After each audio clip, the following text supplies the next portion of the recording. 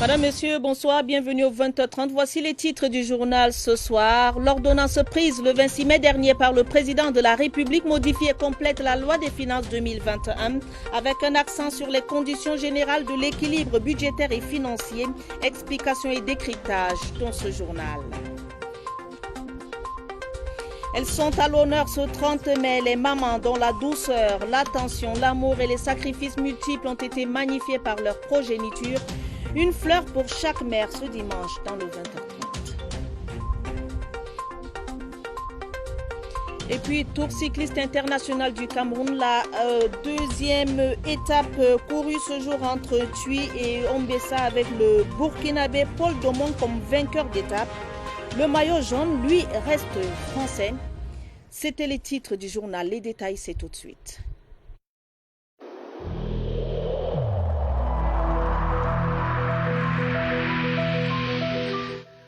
Je vous exhorte de nouveau à porter vos masques, à vous laver régulièrement les mains et à faire appel à un médecin ou à tout autre personnel de santé au cas où des symptômes apparaissent. C'est le seul moyen de préserver les vies et de freiner la propagation du virus.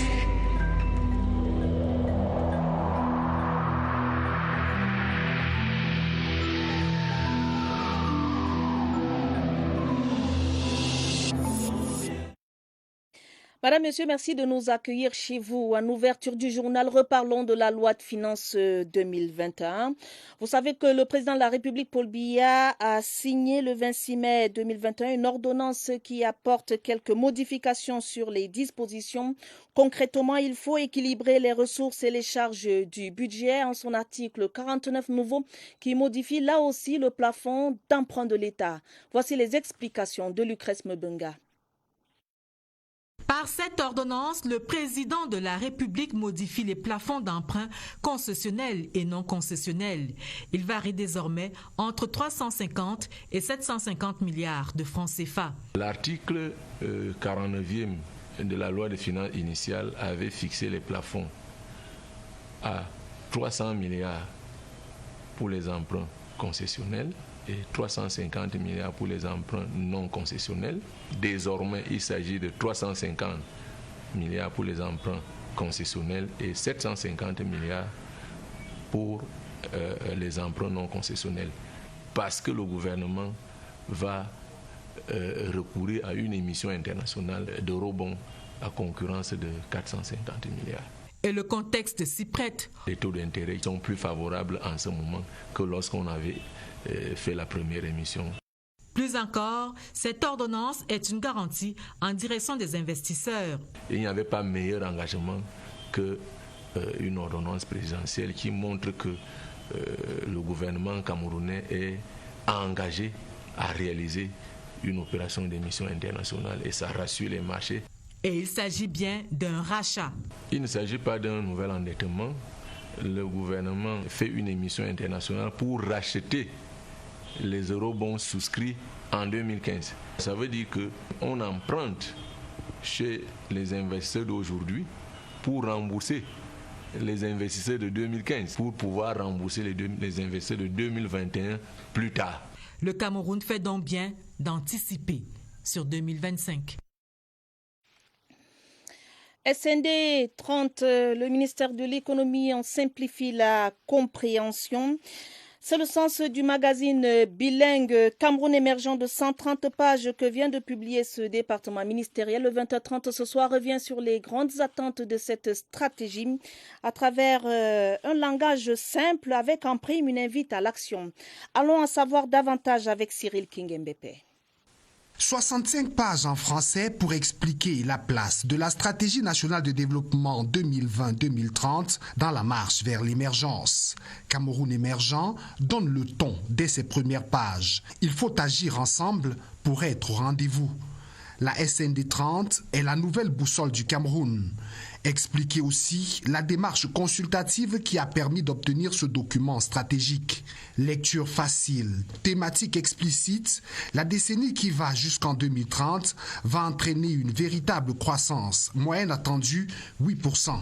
Un ouvrage de chevet pour briser les barrières de la compréhension de cette stratégie, surtout pour l'embellir en matière d'emploi et de lutte contre la pauvreté. D'autres sujets précieux à l'économie camerounaise y sont traités. La place des agropoles, la transformation du bois, l'investissement et surtout le regard de l'invité. La publication du ministère en charge de l'économie, présentée dans les 2 langues, finit par convaincre par le choix des couleurs tous les lecteurs avertis. En éducation, le savoir-faire des élèves mis en valeur à travers des journées scientifiques à la Fondation Maarif de Turquie à Yaoundé.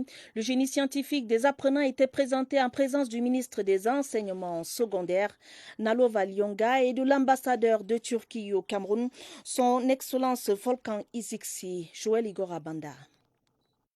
C'est par ces airs musicaux venant de la Turquie que les élèves de cet établissement scolaire de la Fondation Maarif de Turquie ouvrent le bal de la foire scientifique.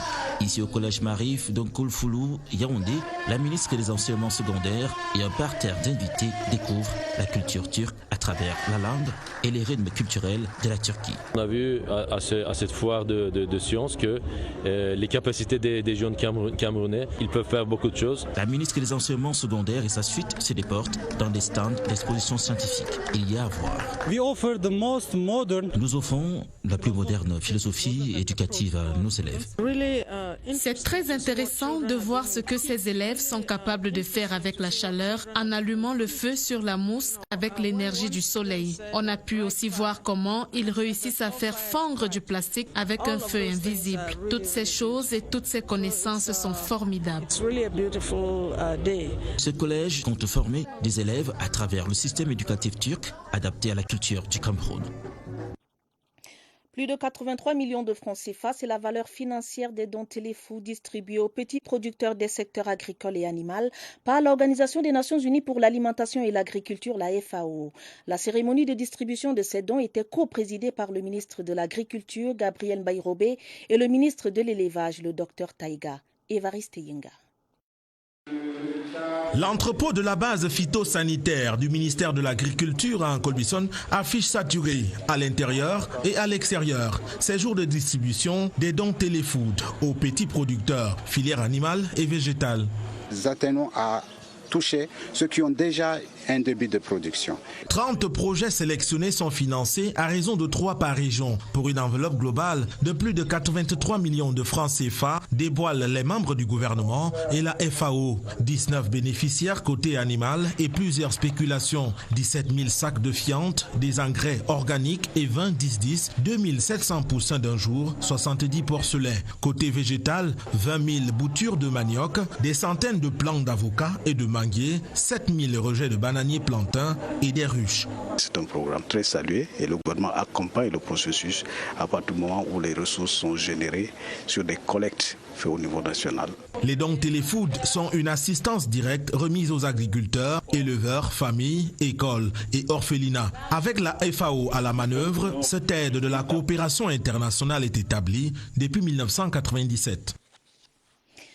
Elles sont à l'honneur ce 30 mai 2021. Les mères sont célébrées dans certains pays du monde, y compris le Cameroun, une occasion donnée aux enfants, petits et grands, d'exprimer leur amour à celles qui leur ont donné la vie, l'amour maternel ou les deux à la fois, et ceci à travers des cadeaux et des soins. Étienne Pascal Azégué. Elle est la mère de l'humanité, elle est tirée de la Côte d'Adam selon les Saintes Écritures. La maman est à l'honneur ce 30 mai. Une occasion choisie par leur progéniture pour exprimer l'amour qu'ils portent en elle de différentes manières. Je vais offrir un parfum à ma mère et le yaourt parce qu'elle aime sentir bon et qu'elle aime aussi les yaourts. Je vais offrir à ma maman un parfum. J'ai vu que le parfum va sentir bon, elle va souvent penser à moi quand elle met ça. J'ai donné une mère pour la fête de mai et je suis très fière d'elle. Cette reconnaissance est traduite aussi par ces différents messages sur la toile qui exaltent la place que les mamans occupent dans nos vies. Ici, elle est merveilleuse, affectueuse, magnifique, attentionnée et naturellement aimable. Les femmes célébraient également au sommet de l'État par ce message de la première dame du Cameroun. Avec des cadeaux, des petits mots, des fleurs et la sincérité de nos cœurs, nous leur avons sûrement formulé quelques attentions spéciales. Si ce n'est pas encore le cas, c'est l'occasion de se rattraper à travers cette lettre à maman que déclame ici Barbara Padjama. Une pause pour les écrivains populaires. Ce jour spécial, c'est Paul, Imran, Audrey, Amina, Joël, Raoul, Badine, mieux, tout le monde qui fait la balade aux mamans. Les enfants tiennent les rênes pour conter les success stories des mères. Voici les fables à l'unanimité qui animent les cœurs. Ma bien-aimée, ma préférée, la plus belle, la plus brave, mon modèle, la reine-mère. Des déclamations pour illuminer les visages altérés de tristesse, de stress et de dévouement de ces chères mamans qui bossent à temps plein. Elles sont mères au foyer, agricultrices, chefs d'entreprise, écrivaines, Bayam Selam, mécaniciennes, un cordon les lie, l'instinct maternel. Elles cajolent et elles tonnent. C'est bien leur rôle. Non, maman n'a pas dit ça. Et en plus, il me répond. Elles font à manger quand la famille est affamée. Un grenier intarissable, parfois au prix d'un sacrifice. Elles sont uniques. Elles en sont conscientes. Tu comprendras très vite qu'on n'achète pas de maman marché. Ah, ces sacrés bouts d'hommes. Elles nous prennent la tête à vie. Mortes ou vivantes, le cordon reste attaché pour l'amour d'une mère. Bonne fête à toutes les mamans. La gendarmerie nationale a poursuivi ce week-end son opération contrôle, surveillance, répression. Le détachement Alpha était sur l'axe Yaoundé-Bafia-Makenene sur la nationale numéro 4. Les usagers ont surtout brillé par l'excès de vitesse. Étienne Pascal Azégué. Une fois de plus, elle était bien présente en route pour veiller au bon comportement des usagers qui ont emprunté l'axe Yaoundé-Bafia-Makenene ce samedi 29 mai 2021. Vous êtes 4 devant avec un nouveau-né. C'est interdit. Mettez la dame qui a le bébé au moins derrière. La gendarmerie nationale compte bien tordre le cou aux mauvaises attitudes telles que le non-port du masque. Portez vos masques. Vous ne savez pas qui est à côté de vous. Je sais, puisque vous le faites souvent, dès que je vais finir mon travail, arriver à 5 mètres là, vous allez enlever. Ou encore, s'en prendre à notre caméra lorsqu'on est pris en flagrant délit de surcharge. La majorité, franchement, des infractions relevées, c'est toujours l'excès de vitesse. Les défauts de permis de conduire et de carte grise sont d'autres infractions constatées par le détachement Alpha ce samedi au lieu-dit Balamba sur la nationale numéro 4. Parlons religion à présent. L'association Christian Men Fellowship de la Presbyterian Church in Cameroun a célébré ce dimanche ses 40 ans. Un culte religieux a eu lieu à Bastos, à Yaoundé. Le modérateur de la PCC au Cameroun, Right Reverend Fonky Samuel Forba, était le maître des lieux. Le reportage de Salomé Ntama Ouona. Au commencement, l'association Christian Men Fellowship de la Presbyterian Church in Cameroun avait près de 250 membres. 40 ans après, elle compte environ 35 000 adhérents dans tout le Cameroun. Le 40e anniversaire s'est donc célébré avec danse et chansons à la chapelle de Bastos à Yaoundé. Chanter, oui, mais aussi dresser le bilan de ses réalisations. Cette association des hommes chrétiens est en train de rendre même visite à ceux qui sont en prison, à l'hôpital. Nous sommes un peu partout dans toutes les régions du Cameroun. Autour du modérateur de la PCC au Cameroun, les 38 différents groupes de la CMF et d'autres fidèles ont suivi attentivement la méditation tirée de Pierre, chapitre 5, verset 7. Il faut qu'on reste avec notre Dieu, même s'il y a le problème au nord-ouest et le problème de Boko Haram au nord. Dans ce sens, on célèbre parce qu'on sait que Dieu va nous accompagner. Durant la célébration, 18 membres du mouvement, parmi lesquels des visages bien connus, ont reçu des certificats de reconnaissance de leur engagement dans les œuvres de l'Église.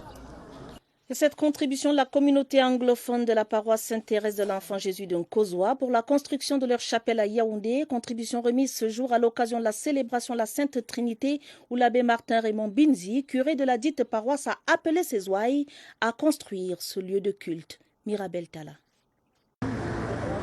Voici le nouveau bâtiment de la paroisse Sainte-Thérèse de l'Enfant Jésus d'une capacité de 2000 places en construction. À la manœuvre, l'abbé Martin Raymond Bindi, curé de cette paroisse. Son plus grand soutien, la communauté anglophone qui vient de contribuer une somme de 1 600 000 francs CFA. Je suis très content de ce que la communauté anglophone de Nkozoa a contribué aujourd'hui pour la construction de notre paroisse, de notre église. Depuis 30 ans, les travaux de la dite paroisse piétinent, mais grâce à la nouvelle dynamique impulsée par les fidèles, l'édifice futuriste, aux allures d'une cathédrale, prend corps. La volonté de Dieu maintenant, c'est que cette église de Nkozoa se construise. La paroisse Sainte-Thérèse de l'Enfant Jésus de Nkozoa compte environ 150 membres qui ne lésinent sur aucun moyen pour apporter une pierre à la construction de leur église. Les populations de la Bumba Ngoko implorent les grâces du Très-Haut sur le chef de l'État qui a nommé leur fils Martin Mindios au poste de président de la Chambre d'agriculture, des pêches, de l'élevage et des forêts. Des prières élevées ce jour au cours d'une messe d'action de grâce célébrée en la cathédrale Marie-Reine de la Paix de Yokadouma. Elvis Nguimezon nous en dit plus. C'est à la cathédrale Marie-Reine de la Paix de Yokadouma que Martin Mindios Momeni est allé dire merci au Très-Haut pour sa nomination le 24 février 2021 au poste de président de la Chambre d'agriculture, des pêches, de l'élevage et des forêts du Cameroun. Je ne cesserai jamais de remercier le chef de l'État. Nous venons de consacrer notre séjour dans cette chambre à Dieu. Et nous avons demandé qu'il nous accompagne dans cette lourde mission. Devant une foule de fidèles, au premier rang desquels le gouverneur Grégoire Vongo, le secrétaire d'État au ministère des Travaux publics à Manjodom et le préfet Valérie Norbert Kwela de la Bumba Ngoko, le célébrant du jour, l'abbé Roland Moïse Manga, a prêché l'amour du travail bien fait. Qu'il soit à la hauteur des attentes, qu'il soit tout simplement à la tâche et au-delà de tout soupçon. C'est la meilleure action de grâce possible qu'il puisse faire au Seigneur. Des prières ont été élevées et des louanges multipliées afin que le Très-Haut inonde de ses grâces le nouveau président de la CAPEF. En ce qui nous concerne, nous allons tout faire pour soutenir notre frère qui a été distingué. Nous sommes heureux de célébrer cet événement et nous rendons grâce à Dieu et nous disons merci au chef de l'État. Étaient présents à cette messe d'action de grâce les 4 préfets qui comptent la région de l'Est. En politique, des semences améliorées, plusieurs sacs de céréales, des cartes et gadgets du RDPC pour les militants de 4 localités du Mayo Danaï. Le geste est des élus locaux et forces vives du Grand Guéré en tournée de remerciements dans la région de l'extrême nord. Occasion pour le ministre Mounouna Futsu de rappeler aux militants les directives du parti. Augustine Asta. Dans la circonscription électorale du Mayo Danaï Est, les élections couplées du 9 février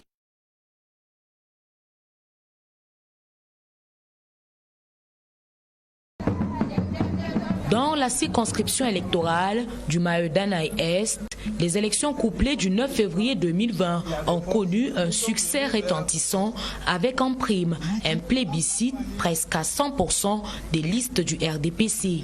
Pour les élus locaux et les forces vives du Grand Guéré, cette victoire mérite un retour d'ascenseur. On ne pouvait pas venir mercredi pour dire mais si on est venu un peu avec des denrées alimentaires. Et les semences améliorées. Je suis comblée du fait que les élus sont revenus. Au-delà des remerciements, les figures de proue du RDPC dans cette partie du pays ont tenu à faire passer plusieurs messages. Le RDPC n'attend pas que les élections, il est toujours proche des militants et les encadre dans les bons et les mauvais moments. Après l'étape de Bangana, Bougoudum et Gobo, par un grand meeting à Guéré, par une motion de soutien et de déférence adressée au président de la République, Paul Biya.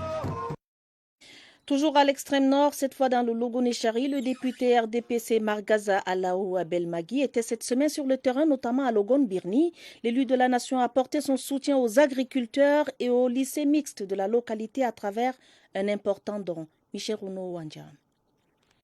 Pour sa descente sur le terrain à Logon-Birni, Le député Margaza Alaou Abel Magui est venu saluer les efforts des populations rurales. Un encouragement matérialisé par un don constitué de brouettes, pelles, pulvérisateurs, groupes électrogènes et bien d'autres. Un don qui permettra aux producteurs d'entamer la nouvelle saison agricole. Quand le Parlement et la municipalité conjuguent le même verbe, le développement de la localité ne souffre de rien. Le lycée de Logon-Berny a également reçu des ordinateurs. J'ai eu la grâce d'être député et il faudrait que je sois reconnaissant à l'égard de cet établissement, bref, à l'égard de tous ceux qui m'ont encadré quand j'étais encore élève dans cet établissement. Un geste vivement salué. Le lycée de Logon-Berny est un lycée qui est confronté à beaucoup de difficultés et nous souhaiterions que chacun de nous copie l'exemple de l'honorable, parce que ce que l'honorable vient de faire est très exceptionnel. L'élu de la nation entend poursuivre cette action dans d'autres localités. À Ekoumeyak, dans l'arrondissement de Ngomedzap, du matériel agricole et des équipements médicaux ont été remis aux agriculteurs et aux centres de santé de la localité par la députée Hélène Atangana. Plus de détails avec Nadine Mbomezomo. Grâce à ce don de matériel médical, composé de microscopes, des lits, des matelas, sans oublier les cache-nez, la prise en charge des patients du centre de santé de Koumiyek sera améliorée. Il était grand temps de venir encore leur dire que le Covid est là.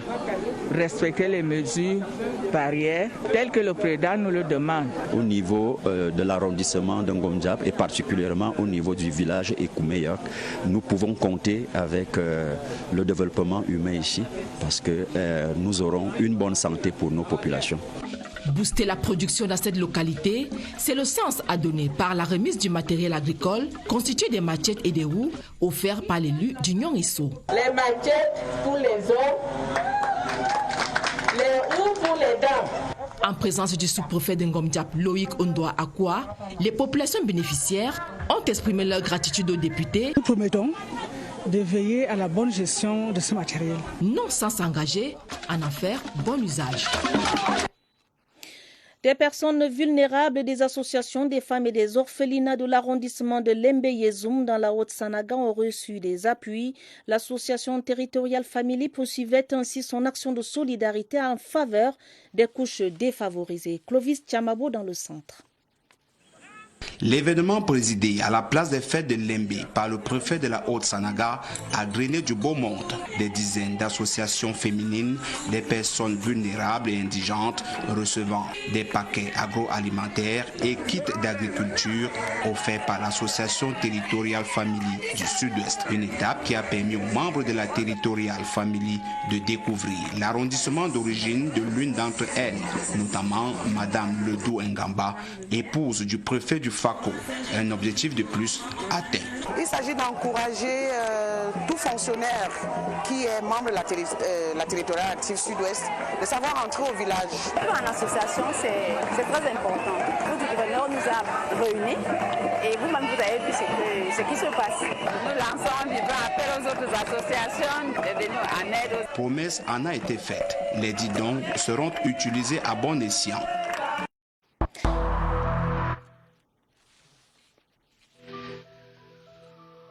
Malgré nos efforts, le Covid-19 a endeuillé de nombreuses familles et provoqué de graves difficultés dans le fonctionnement de notre économie et de notre société.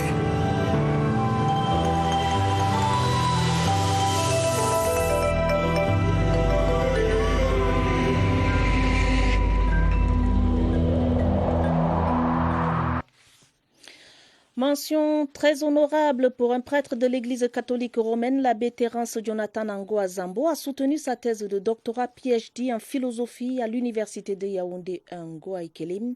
Le thème, la question du sens de l'être dans la philosophie de Martin Heidegger, un paradigme d'apaisement des tensions ontologiques et phénoménologiques. Joël Igor Abanda. C'est avec la note de 17/1 que l'abbé Terence Jonathan Angoa Zambo obtient son doctorat PhD en philosophie. La mention très honorable au terme de cette soutenance.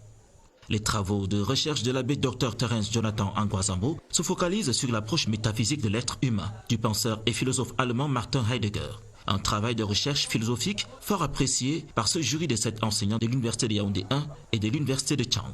Et pour le président du jury, professeur Lucien Aïssi de l'Université de Yaoundé 1, ce travail mérite une attention particulière de la part des philosophes africains. Pour cette thèse, les travaux de recherche auront pris aux religieux 5 longues années. Dr Terence Jonathan Angoazambo, âgé de 41 ans, est prêtre de l'Église catholique romaine depuis 11 ans. Et c'est pour mieux faire comprendre le sens de l'être à ses ouailles que le jeune prélat s'est engagé dans la recherche philosophique avec à la clé un doctorat PhD en philosophie. Construction de l'immeuble siège de l'Agence de régulation des télécommunications. L'infrastructure sera livrée avant la fin de l'année 2021. Assurance en a été donnée aux membres du conseil d'administration de l'ART en visite sur le chantier au boulevard du 20 mai à Yaoundé. La délégation était conduite par le professeur Justine Difo, le président du conseil d'administration de l'ART, Agnès Sylvienne Andjama.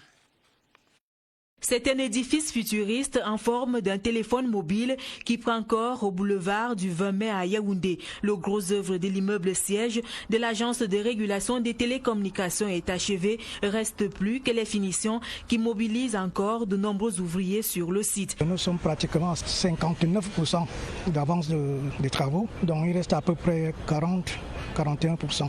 Parce qu'il y a un lot comme celui de la climatisation, ventilation, des enfumages, qui nous pose de gros problèmes. Le chantier avance avec satisfaction malgré le contexte sanitaire qui retarde la disponibilité de certains matériaux nécessaires pour sa livraison dans les délais. Nul n'aurait été cette pandémie. Les travaux devaient être livrés il y a 3 mois. On a des travaux d'aménagement des galeries, donc ça prendra un peu du temps. Donc nous, on va solliciter un délai supplémentaire pour réaliser les travaux.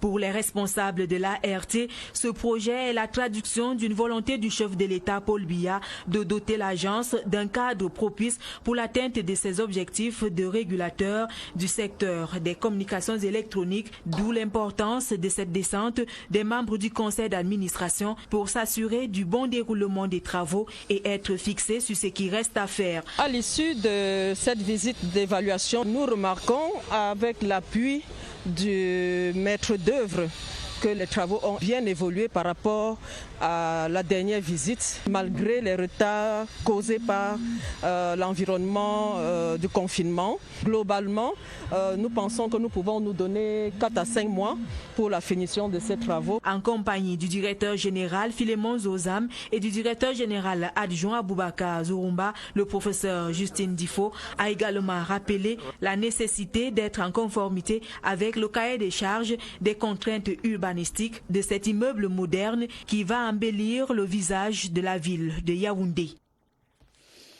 Ce n'était qu'un au revoir ce samedi à Mangen Mandjok dans l'Union Ekele. Le professeur Mbombok Michel Tchadé-Yoné repose en paix, mais ses œuvres, elles, survivent. Un hommage à la hauteur de l'universitaire émérite a été rendu en présence du directeur de la recherche scientifique, représentant le ministre de l'Enseignement supérieur.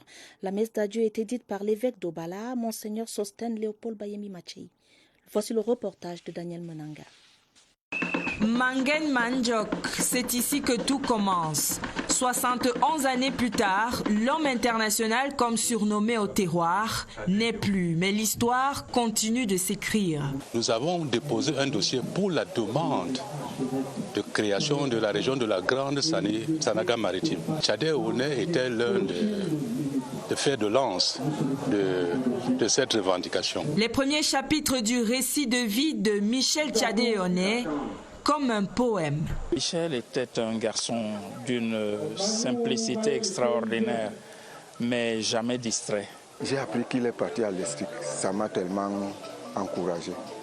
De t'entendre mon frère à l'époque parler à la radio Cameroun. Au fil du temps et de l'élévation du protagoniste sont reliés plusieurs tomes. Michel Tchadé-Yoné, le savant, le Mbombok, le chef de famille, le chrétien engagé. Et ce 29 mai, personnages et lecteurs entament la rédaction de l'édition. Professeur Mbombok Michel Tchadé-Yoné, l'héritage. Pascal Mebéaba, journaliste et ancienne voix de la radio, repose lui aussi désormais à Lom, son village natal dans la Mofouafamba, région du centre. Jean Atangana, le directeur des rédactions radio, représentait le directeur général de la CRTV à la cérémonie d'inhumation. Christelle Fouda. Ultime mélodie pour un maître de chœur, journaliste et enseignant hors du commun. Pascal Mbeaba, 67 ans, s'en va rejoindre l'Éternel qui l'aura servi tout au long de sa vie. Il était tout pour nous. C'est lui qui s'occupait vraiment de toute la famille, dans tous les secteurs. Papa, c'était sa simplicité, son caractère rigoureux, son humilité.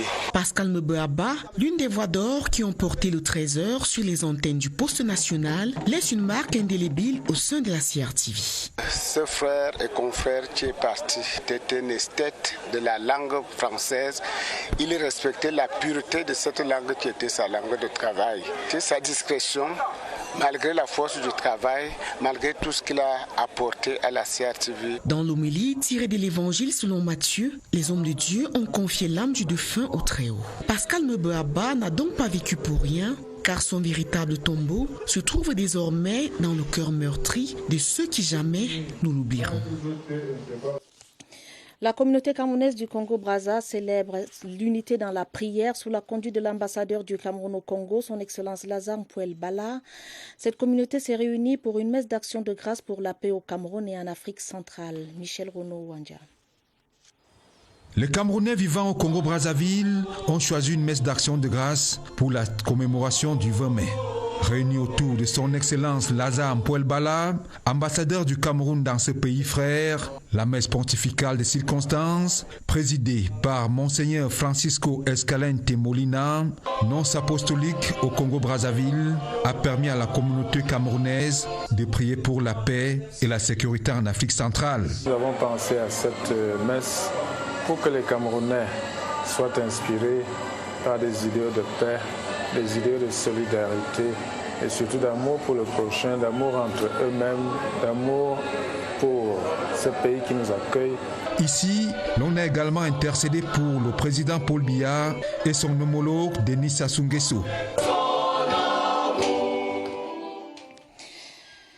Un mot pour dire que les obsèques de notre collègue Pierre Baba Moussa se sont déroulées dans la région de l'Adamawa. Pierre Baba Moussa repose au caveau familial du quartier Gambara en Ngaoundéré dans l'Adamawa. Le journaliste en service à la direction des rédactions radio à la CRTV, décédé le 12 mai dernier, était inhumé hier samedi.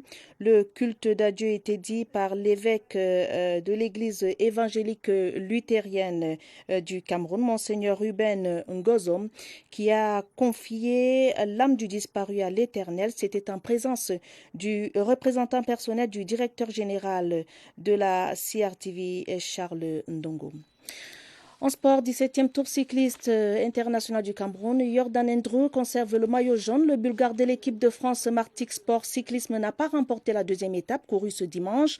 Entre Ntui et Ombessa, c'est le Burkinabé Paul Domon qui est arrivé en tête avec un chrono de 24 heures 49 minutes. Le premier Camerounais, Clovis Kamzon Abesolo, est classé deuxième. Voici le compte rendu de l'étape avec notre reporter Evariste Yenga.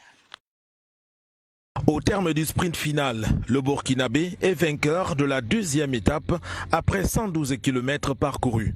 Bien passé, le début de la course était dur, il y a eu beaucoup d'attaques. J'ai réussi à me glisser dans une attaque avec un coureur de l'équipe de France. Et voilà, dans le finish, j'ai pu me dégager et aller m'imposer en solitaire. 59 coureurs ont pris le départ dans la ville d'Ntui.